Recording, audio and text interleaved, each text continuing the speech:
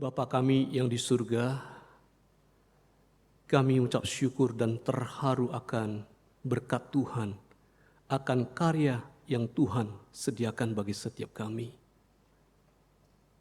Ya Tuhan, di dalam bulan pengucapan syukur ini, biarlah mata kami selalu tertuju kepada Engkau yang telah mengaruniakan kepada kami segala berkat rohani. Ya Tuhan, sebentar lagi kami akan baca satu bagian firman Tuhan, bila Engkau akan tolong hamba-Mu yang terbatas, yang tidak layak, dan juga setiap kami, telinga kami disucikan, dikuduskan, sehingga pemberitaan firman Tuhan ini tidak sia-sia, tetapi bekerja di dalam setiap kami. Kami percayakan jam pemberitaan Injil ini ke dalam tangan Tuhan. Roh Kudus yang sama, yang telah memampukan penulis Alkitab untuk menuliskan firman-Mu, kiranya Roh Kudus yang sama menolong kami untuk mengerti. Sekali lagi kami ucap syukur kepada Tuhan. Terima kasih Tuhan. Demi nama Tuhan Yesus kami berdoa. Amin. Ya, shalom semuanya. Ya, kita akan memikirkan satu tema, kelanjutan daripada tema minggu lalu. Dengan tema yang diberikan kepada saya, banyak anggota tetapi satu tubuh. Ya, kita akan membaca bagian firman Tuhan ini dari 1 Korintus pasal yang ke-12 ayat 12 hingga yang ke-26. Ya, minta tolong nanti slide-nya dijalanin aja ya. Kita baca secara bertanggapan, saya ayat 12, Bapak Ibu Saudara ayat 13 hingga ayat yang ke-26. Kemudian saya akan mengatakan demikianlah firman Tuhan, firman Allah, kita responi segala puji syukur bagi Allah. Jika memungkinkan mari kita bangkit berdiri bersama-sama di dalam pembacaan firman Tuhan. Karena sama seperti tubuh itu satu dan anggota-anggotanya banyak, dan segala anggota itu sekalipun banyak merupakan satu tubuh, demikian pula Kristus. Satu roh kita semua, baik orang Yahudi maupun orang Yunani, baik Buddha maupun telah baptis menjadi satu tubuh, dan kita semua diberi minum dari satu roh. Karena tubuh juga tidak terdiri dari satu anggota, tetapi atas banyak anggota.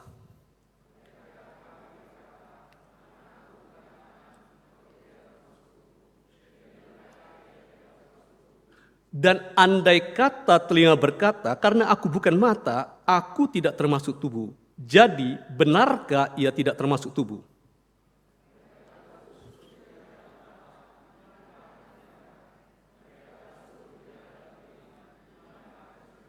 Tetapi Allah telah memberikan kepada anggota masing-masing secara khusus suatu tempat pada tubuh seperti yang dikehendakinya.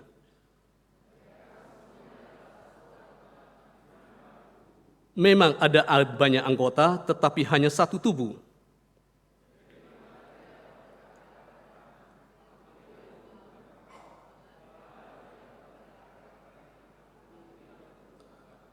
Malahan justru anggota-anggota tubuh yang nampaknya paling lemah yang paling dibutuhkan.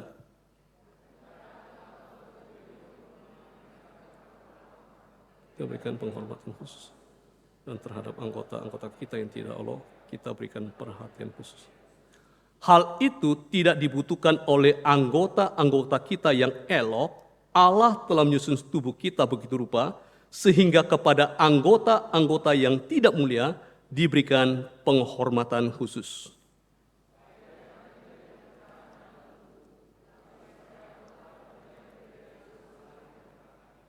Karena itu, jika satu anggota menderita, semua anggota turut menderita. Jika satu anggota dihormati, semua anggota turut bersukacita. Next, demikianlah firman Tuhan. Segala puji syukur bagi Allah. Jemaat dipersilakan duduk kembali. Banyak anggota, tetapi satu tubuh. Satu tubuh, tetapi banyak anggota. Unity in diversity, diversity in unity. Slogan Unity in Diversity ini menjadi semboyan negara kita. Ada yang tahu di mana? Bhinneka Tunggal Ika. Bhinneka Tunggal Ika tertulis di pita yang dicengkram oleh burung Garuda Pancasila, lambang negara kita.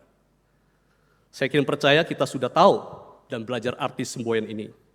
Tetapi pertanyaan bagi kita adalah, apakah kita sudah memahami slogan ini? Dan yang utama, apakah kita sudah menghidupi, melakukannya? Pertanyaan bagi kita sebagai anggota gereja, bagaimana dengan gerejanya? Jemaat sebagai satu tubuh. Ya, satu tubuh Kristus. Ada satu artikel yang mengatakan demikian. Banyak permasalahan dalam gereja saat ini adalah akibat dari lupanya kita bahwa gereja adalah tubuh yang memiliki kepala, yaitu Yesus Kristus. Sebaliknya, kita kadang-kadang mencoba menjalankan gereja sebagai sebuah organisasi. Akibatnya, gereja tidak lagi mempunyai kekuatan yang lebih besar dibandingkan organisasi manusia manapun yang bekerja di dunia ini. Gereja tidak lagi mempunyai kekuatan yang lebih besar. Setuju? Saya sepenuhnya setuju dengan pernyataan artikel ini. Tidak heran gereja saat ini kehilangan fungsi garam dunia. Kehilangan fungsi terang dunia karena gereja dijalankan lebih menyerupai sebuah organisasi daripada sebuah organisme. Maksudnya apa? Apa arti organisasi? Apa arti organisme? Organisasi bersifat pengaturan dan pemberian tugas kepada anggota-anggotanya untuk mencapai satu tujuan, terutama itu adalah kesuksesan, keberhasilan. Yang ditekankan dalam organisasi itu adalah apa? Performation, achievement. Kalau kita berada dalam satu organisasi, kalau kita tidak perform, maka siap-siaplah kita angkat kaki. Sedangkan organisme itu apa? Itu adalah makhluk hidup. Itu adalah tubuh yang hidup. Organisme adalah persekutuan yang hidup, yang saling bergantung dari setiap anggotanya demi kehidupan tubuh itu sendiri. Yang menjadi chief mark, yang menjadi marknya, pendananya di dalam organisme adalah saling kasih, saling memperhatikan, saling mengasihi, saling berbagi, saling peduli, saling melayani, dan seterusnya. Gereja boleh memiliki sifat atau natur organisasi, tetapi tidak boleh melupakan panggilannya sebagai organisme. Pada hari ini saya mengajak kita bersama-sama belajar dari Rasul Paulus yang oleh kehendak Allah dipanggil menjadi Rasul Kristus Yesus. Kita belajar, gereja adalah tubuh Kristus. Di dalam perjamuan kudus, kita diingatkan bahwa kita adalah tubuh Kristus. Bukankah roti yang kita pecah-pecahkan adalah persekutuan dengan tubuh Kristus? Tulis Rasul Paulus dalam surat Korintus pasal yang ke-10. Karena roti adalah satu, maka kita sekalipun banyak adalah satu tubuh. Karena kita semua mendapat bagian dalam roti yang satu itu. Kita diingatkan bahwa tubuh Kristus Yesus telah diserahkan bagi kita yang berdosa. Dan bahwa kita adalah satu tubuh sekalipun kita banyak. Pertanyaan adalah bagaimana? Bagaimana kita dapat menjadi bagian dari satu tubuh Kristus Yesus? Mungkin terpikir di dalam pikiran kita adalah melalui baptisan. Melalui baptisankah? Ya, hari ini jam kedua ada khususnya anak-anak jemaat yang masih kecil dipersembahkan untuk dibaptis. Tadi pagi kau satu ada rekan-rekan yang menerima baptisan.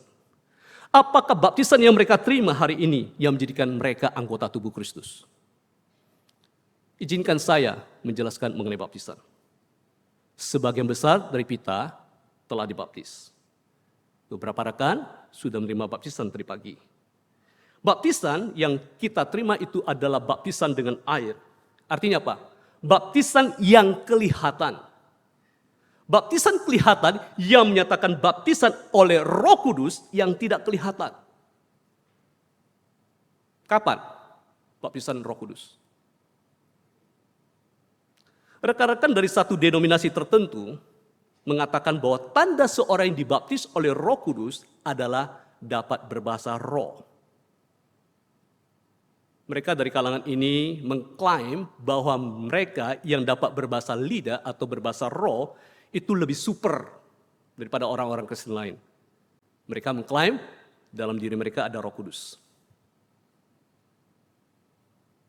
Rasul Paulus dalam surat ini dengan tegas sekali dan lugas mengatakan bahwa berbahasa lidah atau berbahasa roh itu adalah salah satu dari karunia roh. Artinya karunia itu adalah pemberian.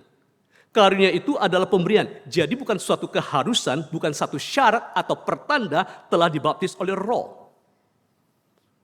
Karunia berbahasa roh tidak artinya jika tidak digunakan untuk membangun jemaat Tuhan. Tidak ada gunanya jikalau tidak membangun kerohanian jemaat. 1 Korintus pasal 12, 1 Korintus pasal 14. Roh Kudus tidak pernah menginginkan kekacauan terjadi. Jikalau ada seorang mengklaim bahwa mereka dapat berbahasa roh dan menganggap dirinya lebih baik, maka ketahuilah itu bukanlah keinginan Roh Kudus. Jadi pertanyaan, kapan seseorang disebut sudah dibaptis oleh Roh Kudus? Kriterianya sederhana. Ada di dalam minggu lalu, di dalam ayat yang ketiga. Yaitu apa? Mengaku dan percaya bahwa Yesus adalah Tuhan. Hanya oleh roh, seseorang bisa mengatakan Yesus adalah Tuhan. Dan hanya oleh roh, ya, seorang Kristen tidak bisa mengatakan, tidak mungkin mengatakan terkutuklah Tuhan Yesus. Hanya mereka yang dianugerahi Roh Kudus dapat mengaku dan menyebutkan bahwa Yesus adalah Tuhan. Itulah kriteria utama bahwa kita telah dibaptis oleh Roh Kudus. Atau mungkin ada yang masih mau bertanya lagi. Karena mungkin masih dipengaruhi oleh rekan-rekan lain dari denominasi lain. Ada yang mengatakan ada pengalaman kedua. Pengalaman yang kedua oleh Roh Kudus selain daripada waktu kita percaya kepada Tuhan Yesus. Bagaimana dengan ayat yang 13 yang kita baca tadi? Sebab dalam satu roh kita semua, baik yang orang Yahudi maupun orang Yunani, baik budak maupun orang merdeka, itu berarti termasuk semua, telah dibaptis menjadi satu tubuh. Dan kita semua diberi minum dari satu roh.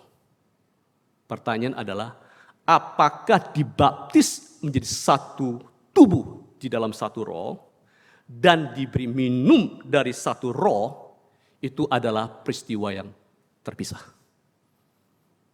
Mereka yang menafsirkan terpisah itu dari denominasi tertentu. Penafsiran Alkitab harus ketat dan jelas. Itu bukan peristiwa yang terpisah. Kedua kalimat itu adalah peristiwa yang sama. Apa artinya begitu? Dibaptis di dalam satu roh itu berarti apa? Ditenggelamkan, dibenamkan di dalam satu roh. Dilingkupi oleh roh. Apa arti diberi minum dari roh? Dari satu roh. Artinya apa? Roh tinggal di dalam diri kita. Itulah peristiwa yang sama, yang hanya sekali terjadi. Itu sama seperti yang Tuhan Yesus katakan, tinggallah di dalam aku dan aku di dalam kamu. Itulah baptisan Roh Kudus sekali dan selamanya. Itulah baptisan yang tidak kelihatan, tetapi memiliki dampak perubahan dalam diri orang yang percaya kepada Tuhan Yesus. Kita telah dibaptis oleh Roh Kudus menjadi satu tubuh ketika kita percaya kepada Tuhan Yesus. Sekarang saya mengajak kita untuk melihat, mengobservasi, apakah artinya menjadi satu tubuh. Observasi yang pertama. Masing-masing dari kita yang percaya kepada Tuhan Yesus, kita adalah tubuh Kristus. Rasul Paulus memahami bahwa semua umat Kristen adalah tubuh Kristus. Tetapi yang Rasul Paulus pahami itu bukan dari filsafat, bukan dari filsuf Yunani, Romawi, seperti filsuf Plato dan lain-lain. Mereka katakan apa? Mereka menggunakan image citra tubuh ini untuk mempromosikan yang namanya unity in diversity. Kesatuan di dalam keberagaman. Tujuannya apa? Kelihatan bagus. Tetapi tujuannya apa? Supaya masyarakat lapisan bawah ini tidak berontak terhadap pemimpin yang di atas. Rakyat kecil harus tunduk, harus melayani pemimpinnya. Kalau berontak, ingat ya, kita unit ini, kita satu, nggak boleh. Itu yang ditekankan oleh mereka. Sekalipun pemimpin mereka bukan pemimpin yang bijaksana dan yang mengasihi rakyatnya. Mereka tekankan unity in diversity. Tetapi Rasul Paulus tahu bahwa jemaat adalah satu tubuh Kristus Yesus. Bukan Paulus sendiri mengatakan, tetapi Tuhan Yesus sendiri mengatakannya. Dia katakan itu kepada Rasul Paulus. Sebagai besar daripada kita mengetahui kisah ini, Saulus, sebelum namanya menjadi Paulus, dia adalah seorang penganiaya jemaat Tuhan. Dia pemimpin agama Yahudi. Dia kejar, dia bunuh orang-orang Kristen. Dan Saulus minta surat kuasa sepenuhnya. Dia minta kepada imam besar. Untuk apa? Habisi orang Kristen. Tetapi dalam perjalanan ke Damsyik itu, ada satu supranatural yang terjadi. Tiba-tiba ada cahaya dari langit memancar mengelilingi dia. Saulus rebah ke tanah dan mendengar suara dari surga berkata kepadanya, Saulus, Saulus, mengapa engkau menganiaya aku? Jawab Saulus, siapakah engkau Tuhan? Katanya, akulah Yesus yang kau aniaya itu. Jadi jemaat yang terkasih, ketahuilah Bapak, Ibu, Saudara dan saya, kita adalah tubuh Kristus. Artinya apa? Ketika ada yang menganiaya Bapak, Ibu, Saudara, sesungguhnya mereka menganiaya Tuhan Yesus. Ketika ada yang menyakiti dan membenci Bapak, Ibu, Saudara dan saya, sesungguhnya apa? Mereka menyakiti dan membenci Tuhan Yesus. Ketika kita sakit, artinya apa? Tuhan Yesus pun merasakan penderitaan. Kita adalah tubuh Kristus. Observasi yang kedua, kita adalah satu tubuh, tetapi terdiri banyak anggota. Unity in diversity. Saya memakai ilustrasi dalam pasal ini. Analogi kaki dan tangan, telinga dan mata. Paulus mengatakan, andai kata kaki berkata, karena aku bukan tangan, aku tidak termasuk tubuh. Jadi benarkah ia tidak termasuk tubuh? Dan andai kata telinga berkata, karena aku bukan mata, aku tidak termasuk tubuh. Jadi benarkah ia tidak termasuk tubuh? Andai kata tubuh seluruhnya adalah mata, di manakah pendengaran? Tetapi Allah telah memberikan kepada anggota, masing-masing secara khusus suatu tempat pada tubuh, seperti yang dikehendakinya. Tuhan berikan kepada kita suatu tempat dan peran yang berbeda. Dan Paulus menuliskan dalam suratnya yang lain, surat Roma pasal 12, jikalau punya karunia untuk melayani, baiklah kita melayani. Jika punya karunia untuk mengajar, baiklah kita mengajar. Jika karunia untuk menasihati, baiklah kita nasihati. Jikalau kita memberikan pimpinan, hendaklah ia melakukannya dengan rajin. Jadi jika ada di antara kita yang punya karunia untuk bermain musik, kita sekarang susah cari kesulitan main musik, Lausus Surya Kelabakan. Ya, silakan mengiring musik di dalam ibadah atau persekutuan. Jikalau di antara kita yang punya karunia untuk mengajar, baiklah dia menjadi guru sekolah minggu atau mentor, pembimbing, baik itu di remaja dan pemuda. Kita masing-masing diberikan, ditempatkan oleh Tuhan, diberikan karunia untuk melayani. Demi apa? Demi tubuh Kristus itu sendiri, demi pembangunan tubuh Kristus sendiri. Jadi kita tidak perlu merasa inferior, merasa rendah diri, jikalau karunia kita berbeda dengan yang lain. Karena Allah menempatkan kita di tempat masing-masing yang berbeda. Di posisi yang tepat untuk kita. Dan kita yang kurang pintar bernyanyi tidak perlu merasa rendah diri dan cemburu dengan mereka yang memiliki suara bagus. Karena apa? Kita masing-masing memiliki karunia yang berbeda. Jika semua yang hadir di sini bisa bermain alat musik, siapakah yang akan bernyanyi untuk kemuliaan Tuhan? Jikalau semua di sini menjadi asar penyambut jemaat, siapakah yang akan disambut? You get it? Yang ketiga, kita adalah banyak anggota, tetapi satu tubuh. Diversity in unity. Memang ada banyak anggota, tetapi satu tubuh. Jadi mata tidak dapat berkata kepada tangan, aku tidak membutuhkan engkau. Dan kepala tidak dapat berkata kepada kaki, aku tidak membutuhkan engkau.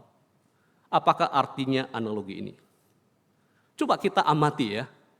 Mengapa mata kepada tangan, kepala kepada kaki, mengatakan aku tidak membutuhkan engkau? Mengapa bukan tangan yang berbicara kepada mata, atau kaki yang berbicara kepada kepala? Apa artinya? Artinya, seseorang yang berada di posisi atas tidak dapat mengatakan kepada yang di bawah, saya tidak perlu kamu. Dan itu yang sering kita melihat yang terjadi di dalam organisasi, termasuk dalam gereja. Karena apa? Kita tidak boleh mengatakan aku tidak butuh kamu. Karena baik yang di atas maupun yang di bawah, kita semua adalah satu tubuh. Kecenderungan yang kita lihat adalah apa? Yang di sisi atas menekan, menyingkirkan, menginjak mereka yang di bawah. Kepala tetap membutuhkan kaki untuk membawa tubuh kita ini ke tempat di mana kepala menginginkannya. Kita tetap membutuhkan yang di bawah karena mereka adalah anggota tubuh yang sama. Malahan Rasul Paulus mengatakan anggota tubuh yang nampaknya paling lemah paling dibutuhkan. Coba kita berpikir secara biologi. Anggota tubuh kita mana yang paling lemah? Kalau tadi visualisasi kepala, mata, tangan, kaki, dan sebagainya. Anggota tubuh kita mana yang paling lemah? Tetapi sangat vital yang diperlukan. Ada yang tahu? Yang di dalam. Apa itu? Jantung, ginjal, paru-paru. Semua terselubung di dalam. Dan ada tulang yang di luarnya. Untuk apa? Karena itu yang paling lemah. Kalau kena tumbuk sedikit aja, kena hantam keras saja, luka ini, paru-paru bisa bocor dan sebagainya, maka kita sakit. Dan apa? Sebentar lagi boleh ke heaven itu. Itu berarti apa? Anggota yang paling lemah, tetapi sangat penting sekali. Seluruh tubuh akan merasa sakit kalau ada satu anggota, organ yang sangat vital itu sakit. Kita membutuhkan yang lemah. Ketika saya memikirkan hal ini, saya melihat satu hal. Gereja yang tidak mau melayani, yang tidak menghargai jemaat yang lansia, lanjut usia. Gereja yang sakit, orang yang sakit, gereja tidak memperhatikan orang yang sakit, orang yang lemah tubuh. Maka itu adalah gereja yang membuat hati Tuhan Yesus terluka dan sedih. Itu organ tubuh yang lemah, tapi penting. Tapi dalam analogi ini ada disebutkan lagi. Ada anggota tubuh yang kurang enak dilihat, tetapi perlu diberikan perhatian khusus agar kelihatan baik. Apa itu? Coba pikir-pikir. Organ tubuh mana? Seorang profesor dari Gordon Fee, Regent College mengatakan, anggota tubuh yang kurang elok ini, maaf itu adalah organ reproduksi, organ seksual. Oleh sebab itu apa? Perlu pakaian. Supaya apa? Kelihatan bagus. Itu berarti apa? Ada orang-orang di sekitar kita ini jemaat Tuhan yang memang tidak elok dilihat, tetapi itu perlu. Jadi setiap anggota tubuh memiliki tempat dan fungsi masing-masing, tetapi menunjang keseluruhan sistem di dalam satu tubuh yang sama. Biologi, sistem rangka, peredaran darah, pencernaan, saraf, pernapasan, kekebalan tubuh, sistem limfatik, pembuangan racun, reproduksi, dan lain-lain. Semua itu diberikan, diperlukan demi kebaikan dan kesehatan tubuh itu sendiri. Betul?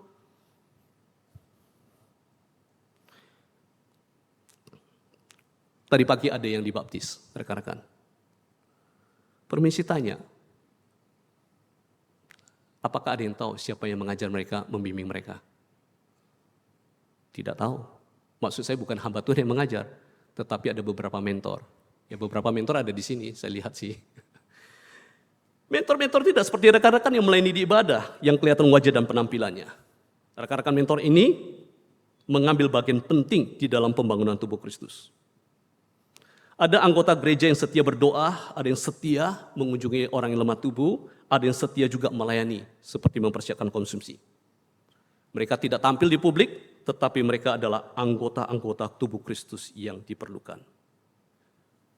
Di antara jemaat gereja kita tahu, ada yang memiliki kelemahan, ada yang memiliki kekurangan, ada yang memiliki kecacatan, ataupun yang sedang menderita. Tetapi kita semua membutuhkan mereka sebagai satu tubuh Kristus.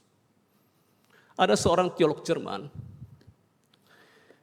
teolog reform dari Jerman yang bernama Jürgen Moltmann. Masih hidup sih, umurnya 90 tahun lebih. Dia mengatakan satu hal. Umat Kristen yang membawa serta kecatatan, kekurangan, atau pengalaman penderitaan mungkin merupakan bagian tubuh yang paling berharga dan karismatik. Karena setiap gereja benar-benar membutuhkan hal-hal tersebut untuk menghidupi dan mengajarkan karakter Injil. Gereja benar-benar membutuhkan mereka untuk menghidupi dan mengajar karakter Injil.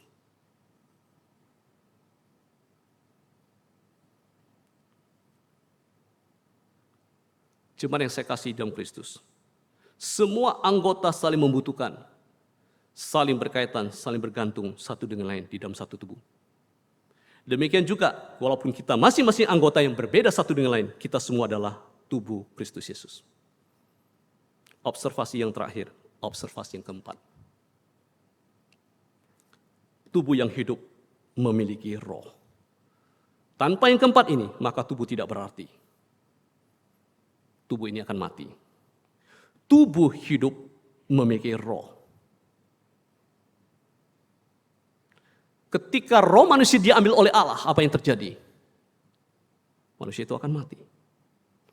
Begitu juga jemaat Tuhan sebagai tubuh Kristus, kita itu dipersatukan, kita itu digerakkan oleh Roh Kudus. Seperti saya sampaikan tadi, kita semua telah dibaptis oleh satu roh yang sama, Roh Kudus, ke dalam satu tubuh. Tetapi pertanyaan bagi kita adalah, apakah kita mau mengikuti pimpinan Roh Kudus? Apakah kita mau mengikuti kehendak Roh Kudus?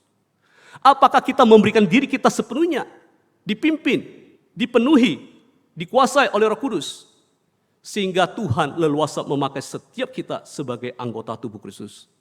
Atau kita membiarkan kedagingan kita lebih menguasai kita?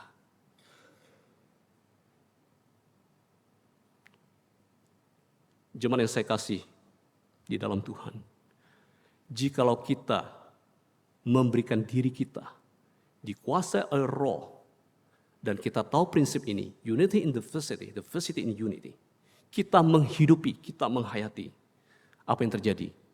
Tubuh Kristus di dalam rekan-rekan dan saya. Tubuh Kristus itu akan nampak. Tubuh Kristus yang mulia akan tampak nyata di dalam dunia ini. Dan Tuhan Yesus sendiri mengatakan, jikalau aku ditinggikan, maka aku akan menarik semua orang kepadaku. Tubuh Kristus yang ditinggikan, tubuh Kristus yang dimuliakan, akan menarik orang banyak kepadanya, kepada Tuhan Yesus sendiri. Kita tidak perlu memakai standar ukuran organisasi sekuler untuk menjalankan gereja. Dan tadi pagi saya mengatakan, seringkali kita menerapkan KPI, Key Performance Index. Untuk apa? Target banyak yang masuk ke dalam gereja. Tapi kalau tubuh Kristus, gereja Tuhan, tidak ada karakter Kristus di dalamnya. Orang tidak bisa melihat Kristus di dalam diri kita sebagai anggota gereja, sebagai jemaat Tuhan. Mereka tidak akan datang ke gereja. Mereka tidak akan memuliakan Tuhan. Gereja adalah organisme karena tubuh Kristus. Lebih tepat organisme daripada organisasi. Mengapa? Karena kamu dan saya dan orang-orang yang bergereja yang percaya pada Tuhan, kita semua adalah tubuh Kristus. Kita semua adalah tubuh Kristus. Banyak anggota, satu tubuh. Satu tubuh, banyak anggota. Kita dipersatukan oleh Roh Kudus. Mari kita masuk berdoa.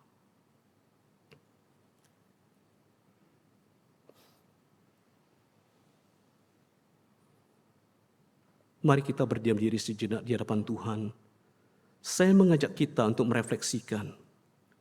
Kita yang sudah percaya dan mengikuti beribadah sekian lama, apakah kita membiarkan diri kita dipimpin oleh Roh?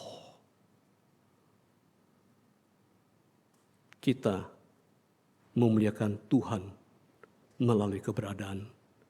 Kita memuliakan Tuhan melalui karunia yang Tuhan berikan pada kita.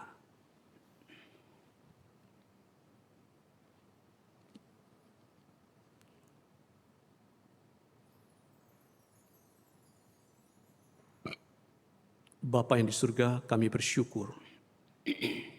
Engkau yang telah memilih kami, memanggil kami, dan membaptis setiap kami yang percaya kepada Engkau ke dalam satu tubuh Kristus. Kami lemah, kami rapuh, tapi kami bangga punya Tuhan yang mengerti keadaan kami. Tolonglah kami, setiap kami di tempat ini. Tuhan berkati, lawatlah setiap kami. Demi nama Tuhan Yesus kami berdoa. Amin.